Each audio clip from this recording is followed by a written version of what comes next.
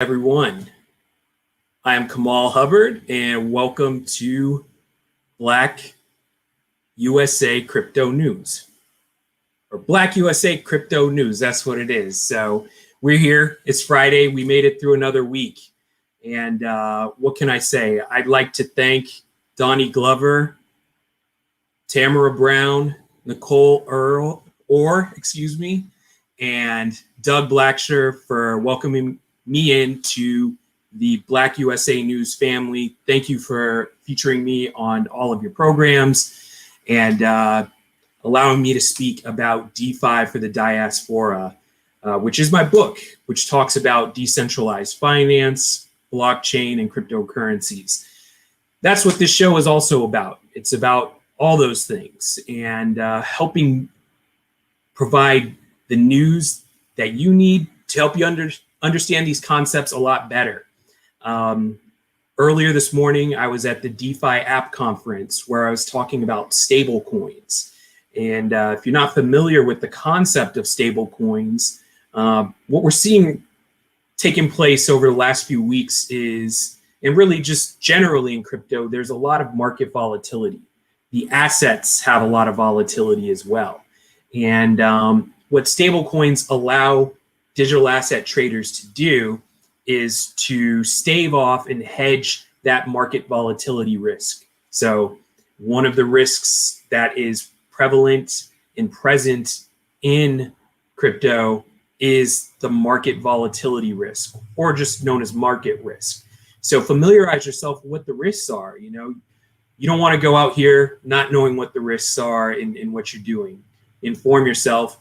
That's what I'm here for, is to help you get more education and information so you can be more confident around these things. And when these conversations start coming up, maybe you can add something to it and take away a little bit more as well, and by asking some of the right questions.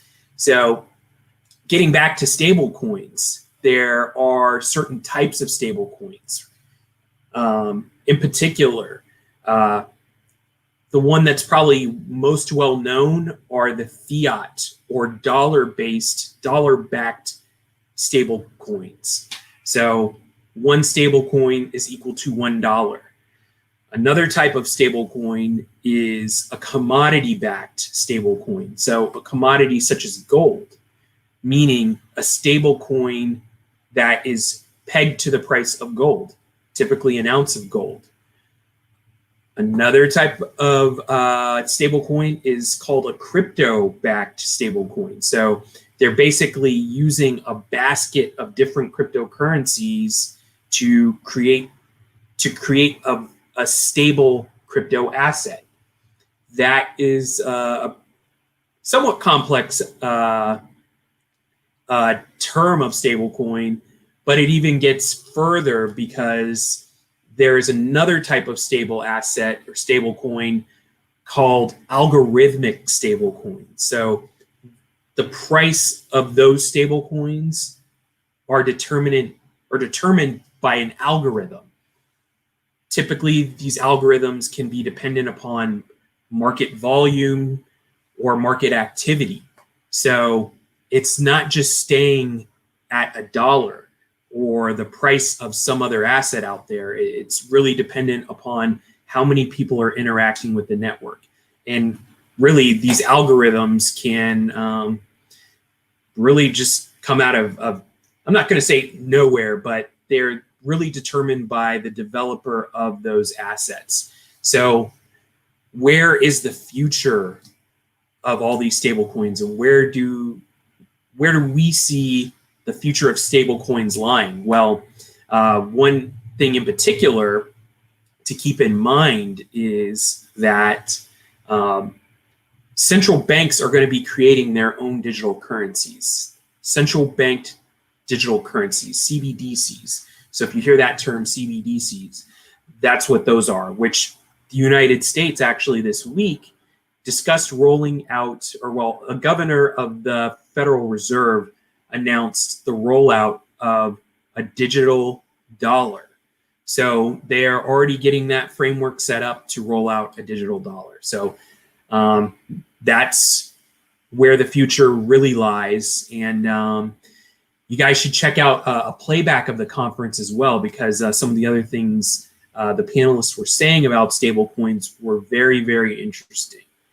So what I want to do now is I'd like to announce the winners of this week's book giveaway.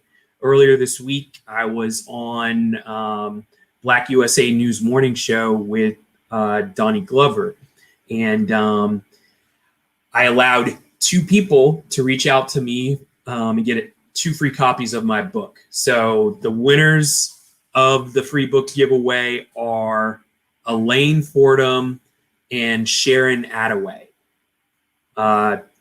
Please reach out to me, give me your address, and I will be sure to send a book out to you guys next week. Thanks again for getting in touch, and thanks for your interest in my book, and I can't wait to hear your feedback. So going a little bit more into some of the other news this week that took place in the crypto sphere. Earlier this week, also on Donnie's show, we got a chance to talk about non-fungible tokens, or NFTs. And they are going to be releasing an NFT for Whitney Houston very soon. So I'm very much looking forward to that. Also, I'm looking forward to bringing in my guest for the day. My guest is Ranzel Merritt. He is a very enterprising and talented young gentleman. He's a very multifaceted young gentleman with a successful record of accomplishments in the music industry. Throughout his journey in music, he's received a certificate of completion from the Oakland School for Arts. Also, San Francisco State University in California, he received a full ride scholarship. He also attended Berklee College of Music in Boston, Massachusetts, as well as the New School for Jazz and Contemporary Music in Manhattan, New York. He's now at the California Jazz Conservatory in Berkeley, California. Ranzel began working with artists producing in the Clive Davis program at NYU. And Ranzel's played with various artists from California to New York. He's known for being a talented, creative musician, composer, and he can cover all genres of music. Ranzel is also a fashion model in the San Francisco Bay Area as well. He's worked with the Young Musicians Program at the University of California in Berkeley, the San Francisco Jazz High School All-Stars. He's an attendee of the Terry Lyne Carrington Jazz Workshop at the Berklee College of Music.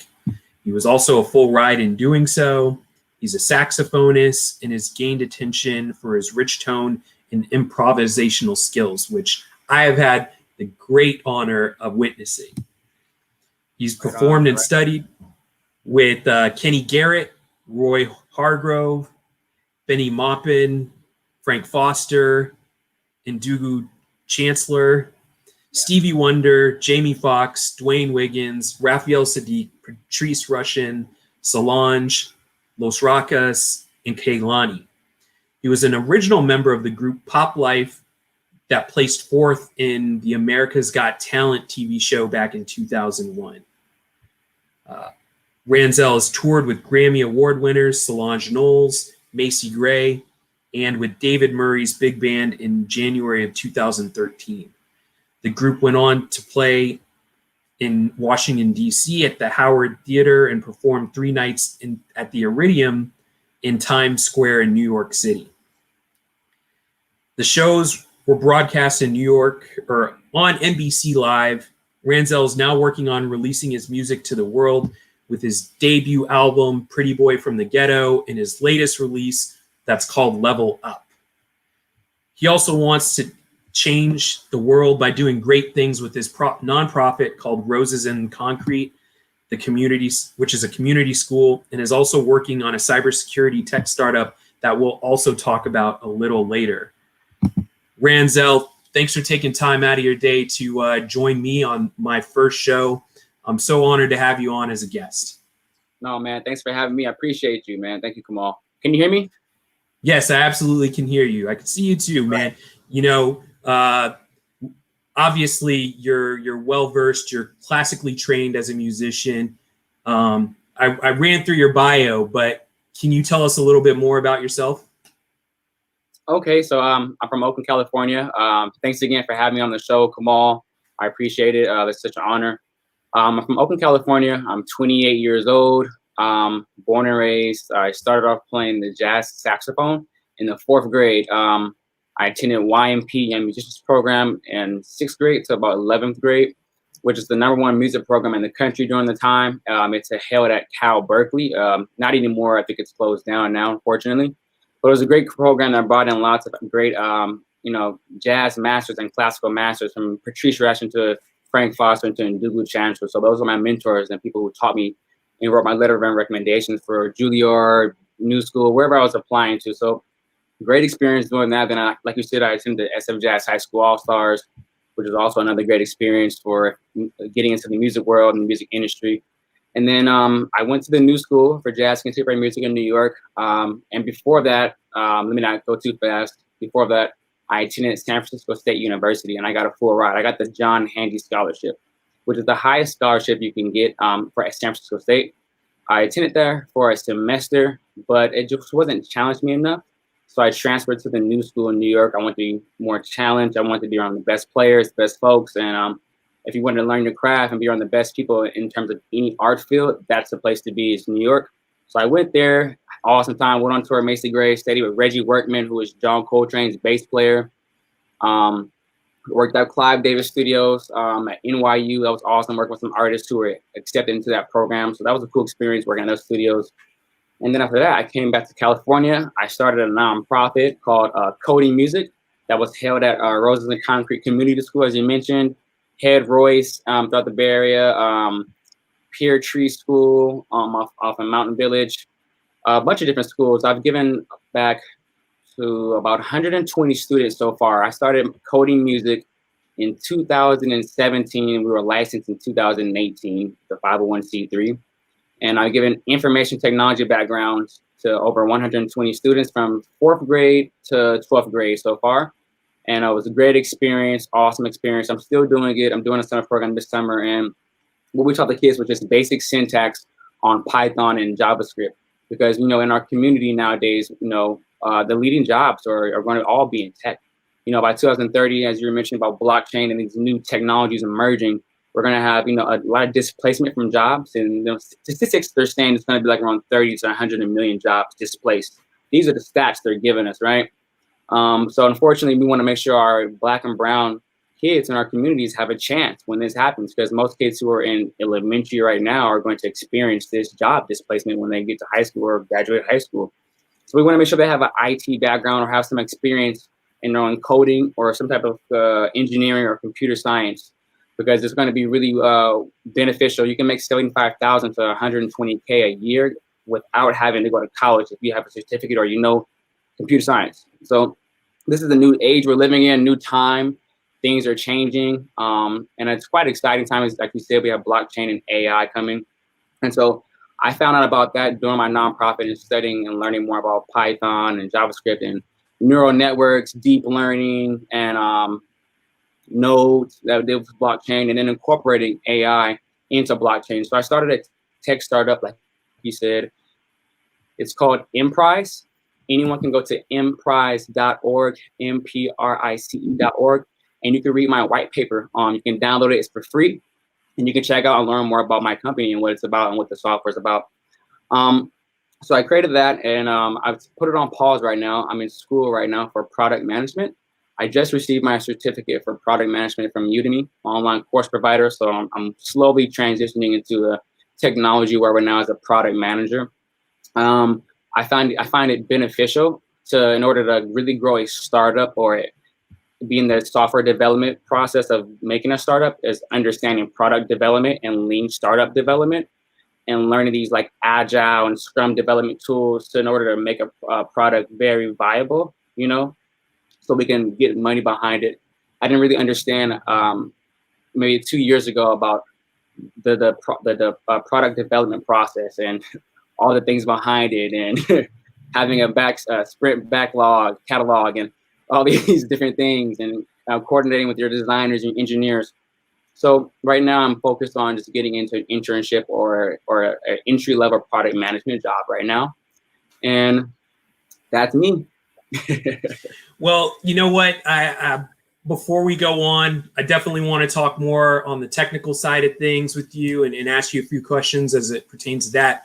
But before we do that, I wanted to share a little bit of your music.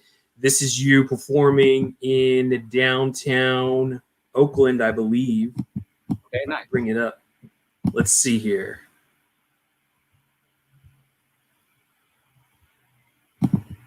All right.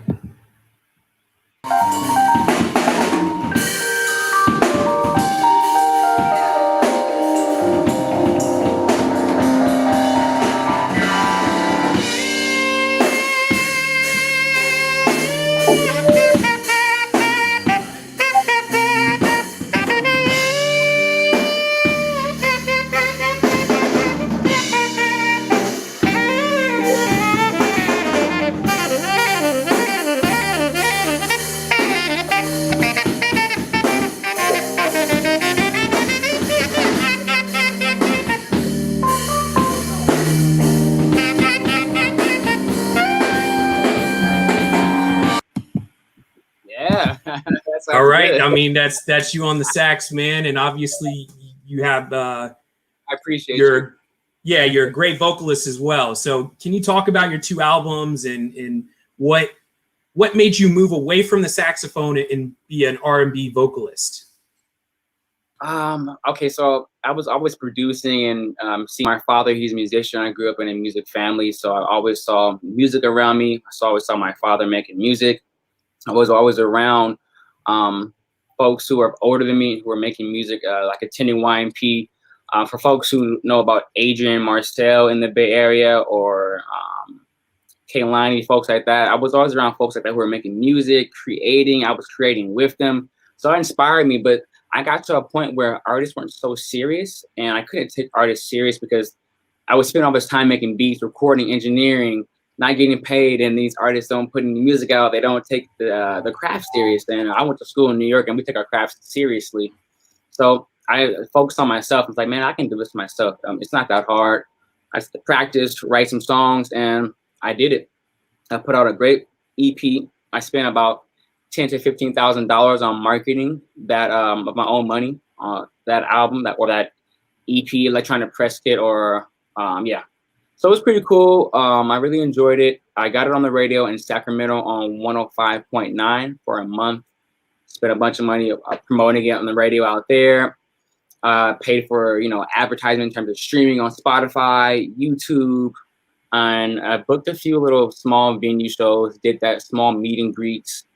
And then after that, what else did I do with that? I really marketed. I sent it to a few A&Rs. I know I was trying to work on getting a distribution or a publishing deal.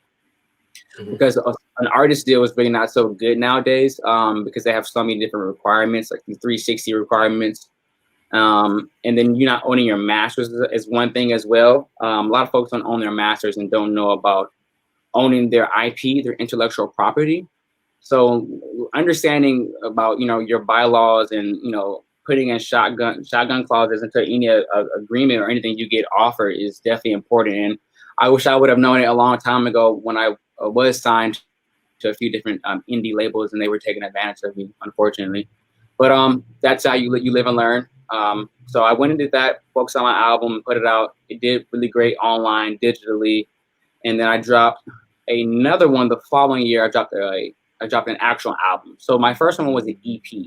It was just like 5 to 6, 7 songs, just an introduction to testing the waters, like testing like a software, like a beta. We're just trying to figure out the demographics, who's going to gravitate to that album. So I'm looking at it in terms of like developing a product. And a lot of artists need to look at their music or themselves as developing a product or a business so you can make it successful. Lots of folks are just depending on I'm going to drop this song and it's gonna go viral. No, it's not how it works. I mean, that happens. Yeah, we see folks songs go viral on TikTok or Instagram, and that's a blessing. I wish it could happen with me, but unfortunately, you have to know about developing a business for this music. Marketing is really important. That's the most important side of developing the music. Same thing with putting out the software, marketing. No one's going to know about the software or download the app, or even invest into the cryptocurrency if no one knows about it, right?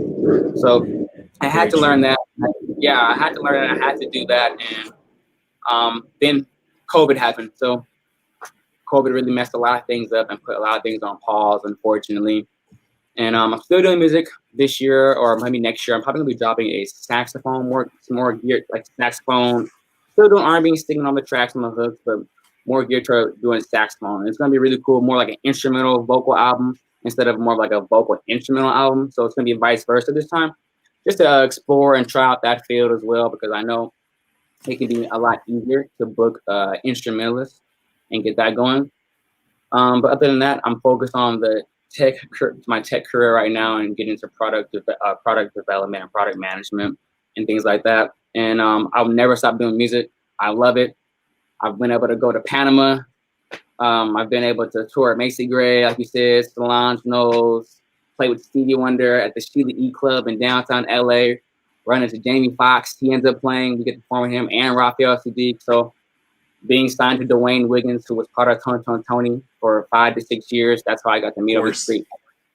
So I can't complain. I've had a great music career. I've done a lot of things, and you read in my list, I'm like, man, I did that. I forgot I did that. So it's pretty amazing. I'm grateful. I might not have made the money that I would have made, but I've had the experience that most people would have never had. So yeah. Yeah, I mean, you can see on the screen, you know, someone said Stevie Wonder. Wow, you know, that's a huge accomplishment. So, you know, hey, like you said, you're not quitting on it. I don't want to see you quit. I enjoy your work and your music, and you know, I'm looking forward to what's to come. So keep up the good work. But let's definitely transition and segue into the tech side of things. I'm interested to know your story about how you got into, or what piqued your interest into blockchain and cryptocurrencies.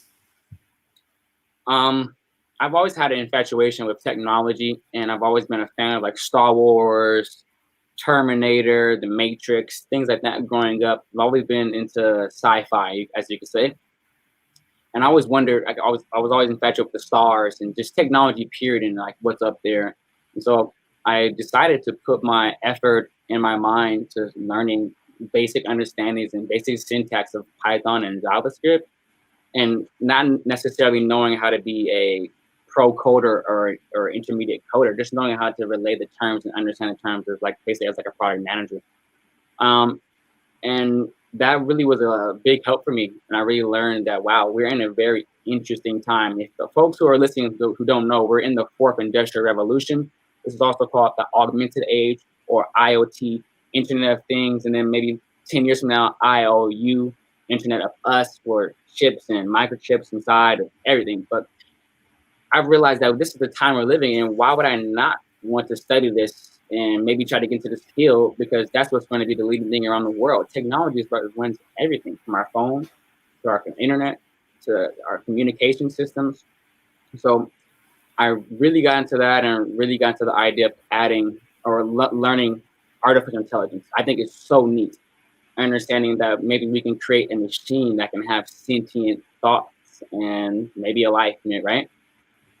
So I think it's pretty interesting with the Ray Kurzweil project that's coming, in 2045 project at DARPA, all these different crazy scientific and experiments that they're doing with AI and transferring the consciousness of the mind into robots or into a system is happening, and it's here. And we now finally have 5G up and running now. So that's pretty interesting. We're going to have this autonomous driving system happen in the next 5 years, where all cars, well, not all cars, but there will be an autonomous company, multiple of them, obviously, from Tesla to Waymo, scheduled driving around the US, picking up folks. So this is a really interesting time. So I was like, I need to get into AI. I need to make a tech startup.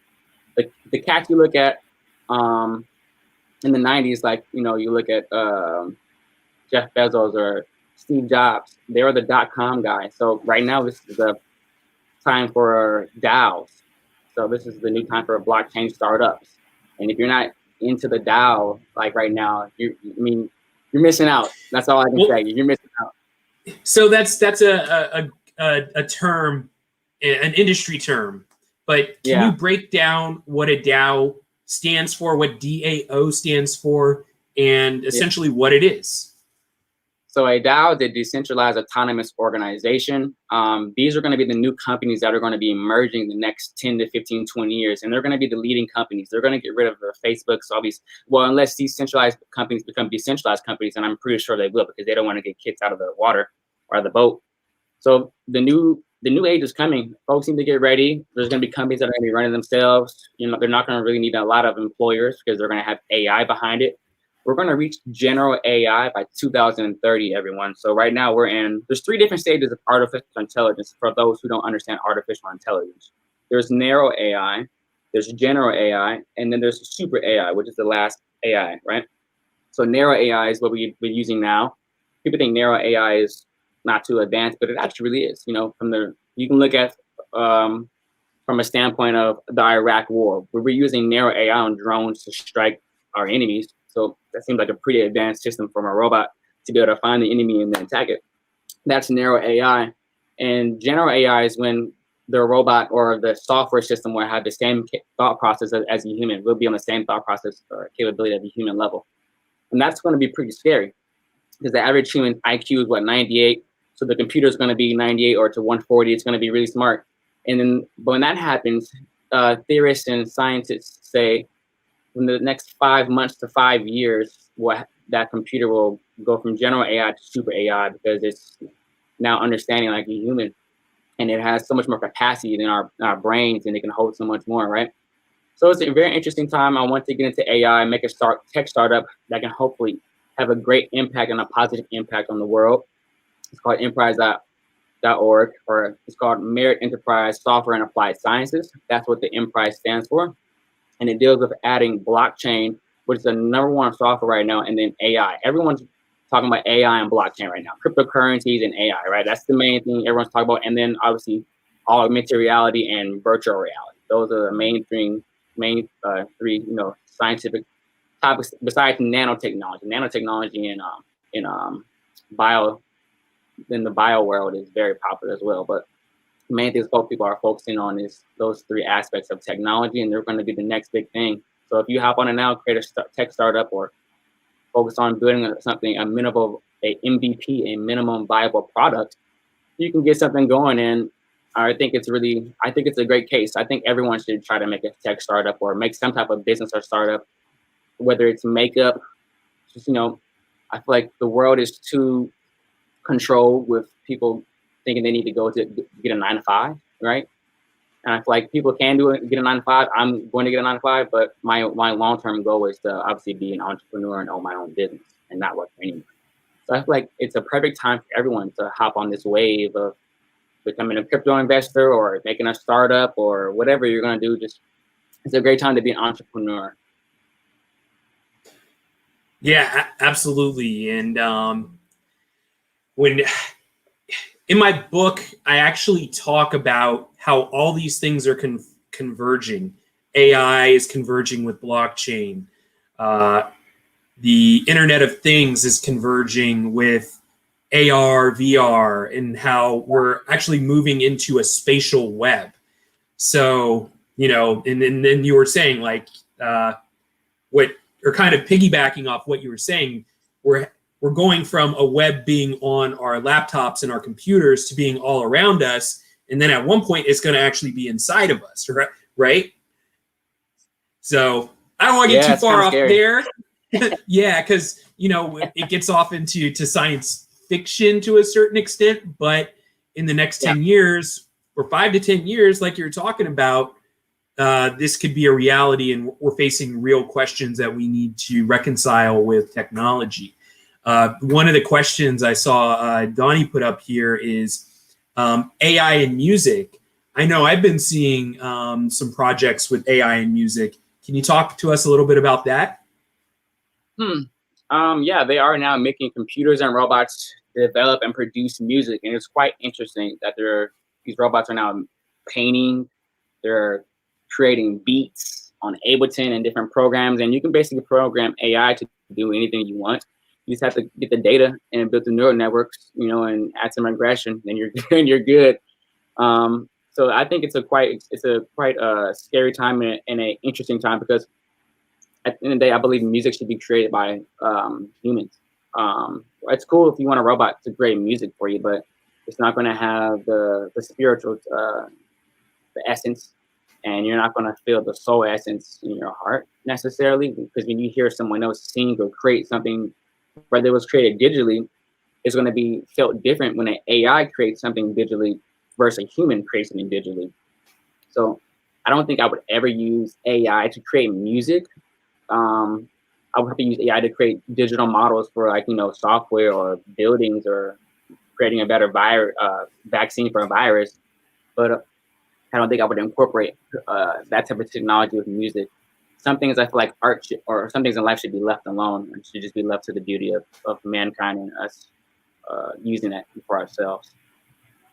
That's our way of expression, and I feel like the AI has another way of expression. So, yeah, I completely agree. I completely agree. You know, part of the interesting thing about DAOs, so going back to decentralized autonomous organizations, they, like you said, they have the ability to carry out either a corporate purpose or a nonprofit purpose. And I mean, in the sense of a corporate purpose, we already know that corporations are in place to make a profit, right? Yeah. However, the human element of all that is sometimes where things go wrong, the human element of greed in particular. So I guess this is more of a philosophical question to a certain extent. Are DAOs capable of maximizing returns, but still being conscious enough to not have a factor of greed within them? Yeah, that's an excellent question. I would say it all goes on who is running our companies and who's on the board, and what the development process for that company is. Because whoever invests into the company is going to have some sort of say so or what's next. And you know, if you're the CEO and you don't own 51.7% of the company, you really don't have any say so. So if a DAO does get taken over by the board and they're of malicious intent, yeah, it could be really greedy, and it could definitely change and make people bring poverty. You can do anything with these DAOs. I mean, the thought process is endless on what you can use a decentralized autonomous organization. You just put the AI to work, because once general AI is here, DAOs are going to be skyrocketing. That's how .com hit. So, 9 years from now, DAOs are going to be the biggest thing in the world. So, I say it's based on the CEO who's running the company and what their thought process is, and if they have a good heart or a bad heart, right? That's how I look at it. Yeah, 100%. I mean, I think there's so much breadth in terms of discussing this. It's essentially a codable company to a certain extent. So anything someone wants to code into this DAO, they can do it. And like you said, if they are malicious, they can code that malice right into the company. Something too that comes up quite often that I see with artificial intelligence is bias, right? And bias actually playing itself out against us in the Black community. Can you maybe talk about your experience with this, whether it's personal or what you've come across in the news? Yes, I can definitely say AI in a world of computer science is very biased in terms of just who's running that world in that field.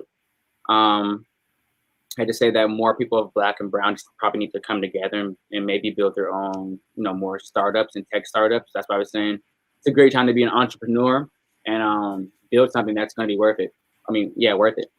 And yeah, I mean, that's pretty much really all I can really say too much about that, because, you know, we don't really run that world. as you can say, as you see, but we can also help and start our own. We have Afro Tech now. We have different types of festivals that are coming together for Black tech startups and Black entrepreneurs who are making multi-millions. They're on Series A, Series B, Series C with their startups. So it's slowly happening to where we're going to make a big impact, I would say soon. I would say by 2030, it's going to be a big change, because the biggest smart cities in the world will be in Africa. That's one thing we need to realize. We have Akon building the Akon city right now. You can move there by 2025, 2026. That's right around the corner. And it's going to get too crowded here. And we already know statistics say that the biggest and best smart cities are going to be in Africa, because that's where the most free land and open land is at right now. So things are going to change. We're going to have our Wakandas. We're going to have all that. We're going to have everything, you know what I'm saying, pretty soon. So I should say Black folks need to get more educated in terms of the technology world, and stop worrying about so much about the flashy world, buying chains, trying to be an artist, and that, blah, blah. It's cool. No, I was an artist, but I really went to school for jazz and music and actually studied real music. And that's what the problem is. It's the media. It's the social media. It's these companies that we're just talking about right now. They're putting out these messages. Like, you look at TikTok, there's so much negativity on TikTok, and it's so much bad influence for young minds. And so all these kids have TikTok, and they're seeing all this inappropriate behavior on TikTok, and it doesn't really make any sense. So this is influencing our communities, and it started off from MySpace to Facebook, to Instagram, to TikTok and Twitter, etc. Now these companies, they take our data, they use our data against us, and like I said, we need to create our own startups, our own social medias, our own everything, because at this point we have no control, really, because folks' content's getting taken down on TikTok and Instagram if you talk about stuff like this. If you talk about maybe going against the political views of the world, your video will get taken down. You will get demonetized on YouTube, even like folks who talk about forbidden knowledge, ancient history sites, and ancient technology. Why are they being demonetized when they're just talking about ancient history? It doesn't make any sense, right? So it's something going on, and it's something that we need to do. We need to put our own foot down and create our own platforms. That's what we need to do. 100%. I mean, this is an opportunity, right? I mean, there is some degree of old thinking that says, hey, go to school, get a degree, get a job, and you'll be straight. But that's the way things... That's the work. That's the work for somebody, and keep working for somebody, and you're never going to really build generational wealth, inside that community. There is no generational wealth inside the Black community, because we haven't built any infrastructure. We have Black millionaires and a few billionaires, but these Black millionaires aren't coming together and maybe using blockchain, like we just talked about, to maybe create a system that's going to build infrastructure, financial infrastructure in our communities throughout the U.S. Someone has to come together and use the technology. This is the time. We have technology, we can do it, So I definitely agree with you, not to cut you off. No. I mean, we're of the same mind when it comes to that.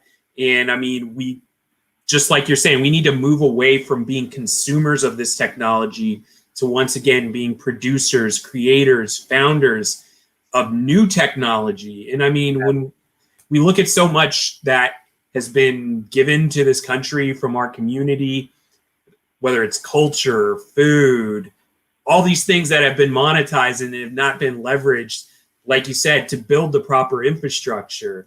So, as we kind of move away from that old mindset and that old thinking, and like you said, you don't need to go to college anymore to earn six figures. You just need to learn this technology, and most of the technology is open source. Right. So why don't you touch on what open source technology is, and why now, once again, is a perfect time for people to kind of make the shift?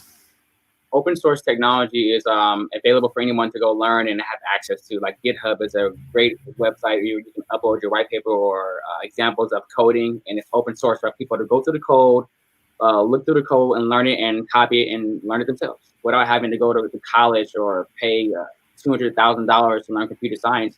You can now go to Udacity.com. You can go to product school. You can go to Udemy. There's so many online resources now, and even physical places you can go to. Take a class, get a certificate in it, and know the technology.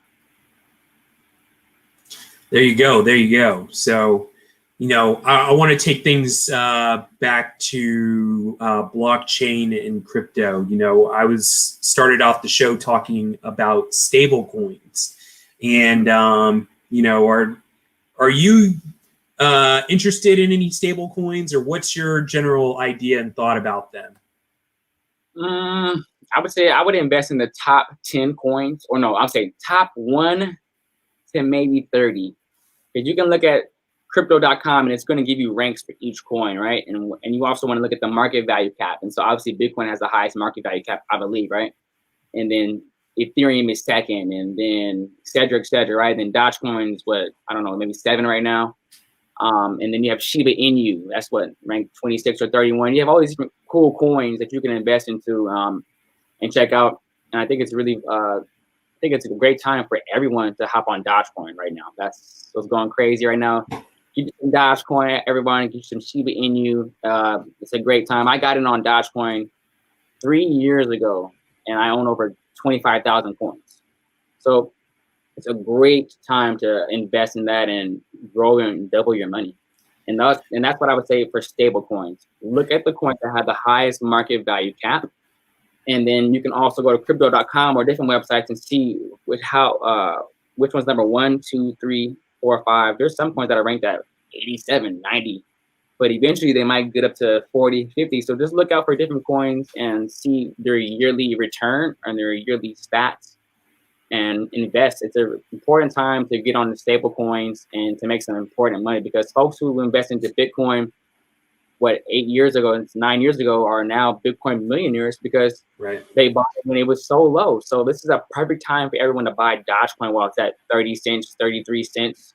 Get Shiba Inu while it's not even a cent. Get it, whatever, you know what I'm saying? What is it? XLM or XRP? Those are like $1. And that other one, yeah. Well, so what I want to say on my show is, you know, all of this, what we're talking about with crypto and you know, these different projects, this is for informational use only. This is not investment advice. It's not legal advice or tax advice. We're just here to have fun, you know, and nobody wants to be the guy who said, oh, hey, get whatever coin, and then the next day it loses 50%, right? And then somebody comes after you upset or mad or worse, you know. And I know, see, this is a thing, like, there's so many people in this space who are so passionate about cryptocurrencies because, you know, no one really in my lifetime has seen assets be able to appreciate at such a high rate in such a short amount of time. So, you know, but the other good thing, once again, about the show is, you know, this is the first time maybe somebody has even heard about Dogecoin. And so my question to you is, what is Dogecoin? They would say it's a meme currency. That's what they would call it today. That's what made it popular, from making memes and putting it here and there all throughout social media. And also just the popularity of coin. We know that however many people invest into the coin gives the value of the coin, right?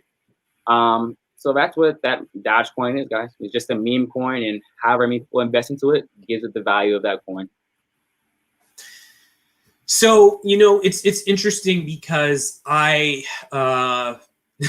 like you. I got into Doge so many years ago, and you know, to a certain extent, I didn't have diamond hands like you did. You know, I really looked at it and I'm like, you know, it's a meme coin, it's a joke.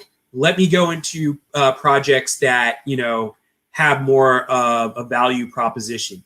And now look at me, you know, like, I have no Dogecoin, and people are having a great time with it. And to me, in the spirit of crypto, I think it's really great. It's really cool.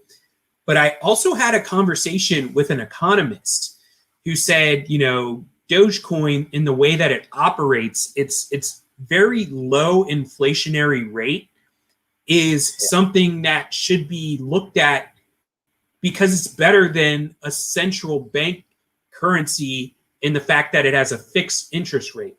What are your thoughts on that? On the fixed interest rate, I would say, I just lost my train of thought. I'm sorry. Repeat the No question. problem. Well, no, you know how there's so many Dogecoin, right? And like people can continue to mine Dogecoin essentially, I think, into infinity, right? Yeah. But you can only mine it at a certain rate. Like, it's not like the United States or the US dollar, where when they need to print money, okay, hey, it's time to print money. Let's print some money, guys, right? I get you. I didn't understand at first. So yeah, I would say it's based on the internet. It's based on the speed. It's based on the technology. And that's why Elon Musk is trying to create, or he's trying to throw a million or thousands of satellites all around the earth, so we have free internet. And supposedly that will give Bitcoin not Bitcoin, but blockchain miners who are mining all types of cryptocurrencies faster speed, and we'll be able to create more coins, and the value of that coin will go up a lot more. And also, he was also talking about maybe taking Dogecoin or Dogecoin as a payment for Tesla. So, and then if Coinbase maybe accepts Dogecoin or Dogecoin, how do you guys pronounce? I don't know how you pronounce it, but that would take right. Yeah, that would take the value of that coin up to a whole nother level. So, if Coinbase, is very big, popular, cryptocurrency platform, accepts this coin like blockchain just did, then it's going to go up, I feel like, maybe to $1. And then if Tesla accepts it, it might hit maybe $2 or $5, and I just think that's what that's about with cryptocurrencies. It's really about the technology and the speed of the internet, and how many transactions you can upload with blockchain and creating the nodes on blockchain when you're creating, the Genesis block to the hash and the digital signature when you're creating these coins. So I definitely just need faster technology. We have 5G coming here now, so things are gonna definitely progress faster, and these coins might skyrocket. And like you were saying earlier, we might leave the fiat system to a digital system in the next 15 to 20 years. It might not happen right now, but I would say in the next 15 to 20 years, people might not even need cash, and they're not even accepting cash right now because of COVID. We don't take cash. People are scared of cash. So things are changing, I would say. The only constant is change. So yes, things are changing. They're changing rapidly. And, once again, all the more reason for people to get information and inform themselves, rather than letting somebody else inform you, I do want to go back a second. You're talking about Dogecoin, and you said it's a meme coin. So I guess maybe can we talk about meme coins just for a second, like what they are, what they represent or can represent, and once again, why are they popular? Right. So it was one guy or two cats who created Dogecoin as a joke, literally as a joke. They created, coded, and dropped this coin, and was accepted on Robinhood and a few other where you can buy crypto, or sites where you can buy crypto on. And it wasn't taken serious at all. Like you said, no one really cared about it at all. And then Russia accepted it as a form of payment 4 years ago. When it first came out, like Russia accepted it as a form of payment. So when I saw Russia accepted, I was like, okay, this is going to be a very important coin to pay attention to, because the U.S. hasn't even accepted it as a form of payment. Now people are, like, certain companies are taking Dogecoin now to buy cars or buy a house, etc. now, because it's getting the same popularity as Bitcoin. But it started off as a meme with a dog, and this dog meme was posted everywhere, with like funny jokes, like it could be the dog sliding down a water slide with or the human sliding down the water slide with the dog head on the human's head, right? Yeah. And all these different crazy memes of this dog was posted everywhere, and so it became really popular.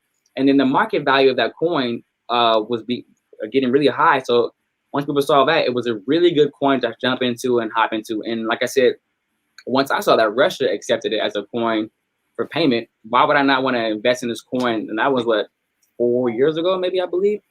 So that's what made it popular. And then you have other coins that are meme coins, like the Shiba Inu. That's another meme meme coin where it's like another, like, it's like a baby dog or a fox or something like that. And they're posting this Shiba Inu meme everywhere, from Twitter to Tumblr to Instagram. And they're just making cool pictures. And memes are just cool pictures of different things and adding them together. That's what they are. And sometimes memes can move, or they're just a picture. And that's how these became popular, just from repost, like, tag, repost, tag, like, over and over and over from thousands of different users on different platforms. And that gave the value of the coin what it is today, because the more people knew about it, the more people were going to invest into it. And like we talked, what makes the value of any coin is how many people are invested into that coin on the blockchain. So that's why that coin is really popular right now. You see Elon Musk tweeting out, "Give me ideas for Dogecoin," but the other day. So something's about to happen with this certain cryptocurrency coin. They're saying it's going to be bigger than Bitcoin, but there were theories, a year or 2 years ago, that Bitcoin is going to hit $1 million one day. So all these coins might eventually hit 100,000, 500,000, or $1 million for one coin one day, maybe 20, 30 years from now, right? So it's an excellent time to hop on this new form of currency in the world. Because like I said, we are slowly transitioning from the fiat system, coins and paper. We're not going to be using that. Before that, we were doing trading. We would trade certain food or assets that we had before we had a currency system, right? And then we had coins. We took, silver and gold, melted it down into coins, and had paper that gave it back by value of gold, right? Or whatever the commodity was that backed that dollar. So now things are changed now, because you don't even have enough gold to back what's out there today. This paper that we have in our pockets doesn't mean anything, really. So at any point, the government could drop a digital coin. It could be called the U.S. digital coin, and then that's your money could go from that to you could cash it in and get it all in digital on this U.S. digital token coin. And so the government can do that any day, and that would change the market forever. But the government's not going to do that, because the system's ran on a blockchain system. And blockchain, you can't do illegal stuff on the blockchain because of end-to-end encryption. It's the most advanced system. We've had it since the 90s.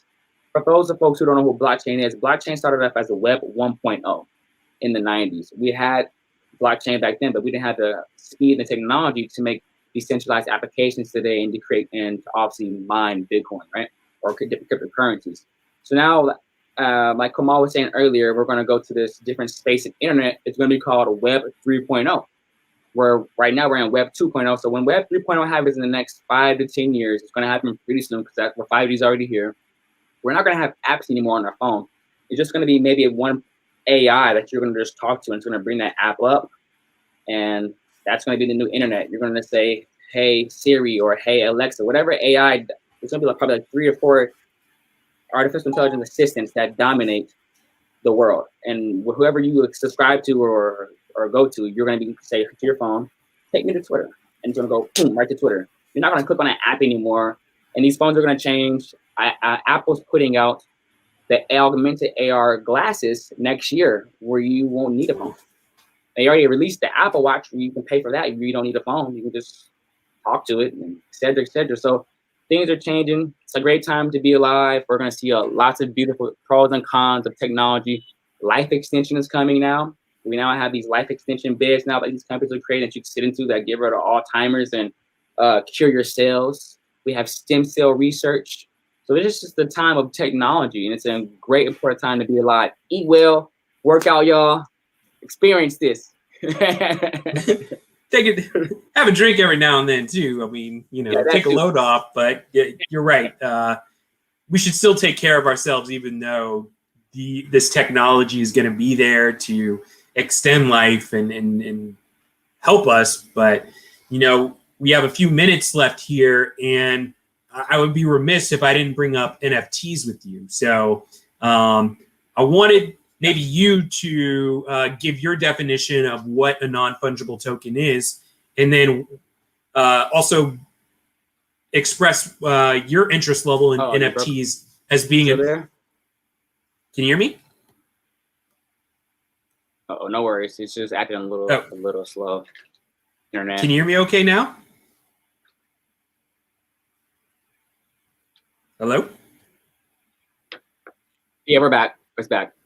Okay. Yeah, well, Can you hear sorry, me? I was asking about NFTs. Can you Uh-oh. give me your thoughts on NFTs, especially as an artist? I think it's just frozen right now. Your voice is going in and out.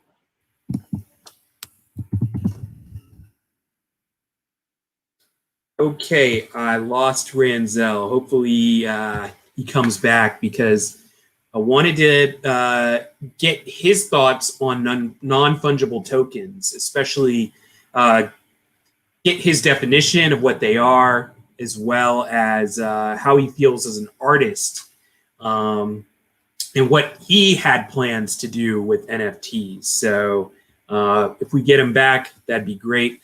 I would love to hear what he would have to say about that. Okay, sorry.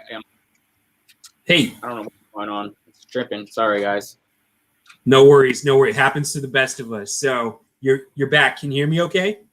Yep. All right. I wanted to get your thoughts on NFTs. If you could briefly give the audience a definition of NFTs, and then I'm very interested to hear your perspective as an artist on NFTs. I'm not too familiar with NFTs, but from what I've seen about it, I know it's a digital encoded like video frame or picture, and you can sell it. Is that correct? Yeah. I mean, it's just that. It can be an image, it can be audio, it can be video, it can be a meme. That basically it's digital rights management. So someone has it's like a one of one token, right? And so in the beginning of the show, I was talking about how they're getting ready to release a Whitney Houston NFT, and the company the company that's doing it is called One Of. So yeah, I mean, like how much are they going to? Probably like 300 million, huh? I think they're going to put it up for auction, and I mean, what's the value of an NFT until someone actually buys it, right? Right. We have the I saw an NFT of the Charlie, You Bit My Finger of the two young boys. I think it was that one, and it had about 18 million views on YouTube. So I guess it made so much money, or it had so much attraction, it was worth to sell as an NFT. I think it sold for a few million or something. But I think it's really popular time for NFTs. I'm not too familiar with it, but I know that if you have like a viral video or a viral pic or something like that that has like maybe lots of data behind it or views that's worth something, you can sell it on the crypto or the market, I guess. You explain more to me. I'm still learning about it. Or sure. I mean, well, NFTs, like I said, it can be a limited run of rights in an artist's work. Okay. So if you wanted to release your next album and you only wanted to release 10 copies of that album and sell those 10 copies for $10,000 each, you could do that. Or basically say, hey, I just made a single, and I feel that I'm going to put this single up for auction, and whoever it goes to the highest bidder, and you get $250,000 for that one song. That $250,000 is yours, but whoever owns it can essentially do what they want to do. So if they want to take it, put it on the right, they can put it on the radio, or they could just keep it and listen it and enjoy it themselves. So it's for collectors. So they own like the IP to that basically, and the masters to that basically. Yes, they can. It all depends on how the rights of that NFT are relegated. Okay. From the artist. The artist can essentially dictate how they want their rights. If they want someone to have limited rights access to where they can own something but not sell it, that's all part of the agreement. So there's a lot of cool things going on in the space, and I see. That's crazy. I didn't know it was that deep. Wow. So where do you think where NFTs are going to go? What do you think? Well, honestly, I mean, they are the new collectibles. A few years back, the team I worked with, we worked with the Wu-Tang Clan to issue an initial artist token for the Old Dirty Bastard estate, and I think people just weren't acquainted with the concept of NFTs at the time. But now, you know, they actually talked about NFTs on Saturday Night Live a few weeks back. So it's still starting to enter the mainstream. So if you just think about the entire collectibles and memorabilia market, and now you have a digital market for those, I think that really the sky's the limit. So I'm looking forward to it. It's going to be really interesting. If you want to sell like a collectible doll or an old tape recorder, it's going to be really interesting. That's all I can say. You should look into it. It is getting very interesting. I'll tell you that. That's for sure. So check it out. And I guess when the NFT platform that I'm working with comes out, I definitely love for you to hear a little bit more about it. You guys tell me more about that later. Yeah, definitely. Absolutely. Well, I think we're coming up on an hour here. Ranzel, is there anything you'd like to share with the audience before we leave for the night? I just want to thank BlackUSA Crypto for having me on here. Thank you, Kamal. I appreciate you. If anyone wants to check out my bio more or learn more about me, I'll type in the chat. It's ranzelmusic.com. Type it in the chat for everybody. And then if you want to read about my white paper or check out my tech startup, it's emprise.org. And if you want to follow me on social media or LinkedIn, it's just Ranzel Merritt, RANZEL, And I appreciate you all and hope everyone has an awesome day. Thanks, Ranzel. Well, it's been a great first show. Definitely. Thanks in large part to my first guest. I'd also like to thank Donnie Glover, BlackUSA News, for allowing me to come on and share BlackUSA crypto news with you guys. So everybody be safe, take care, and have a great weekend. Peace.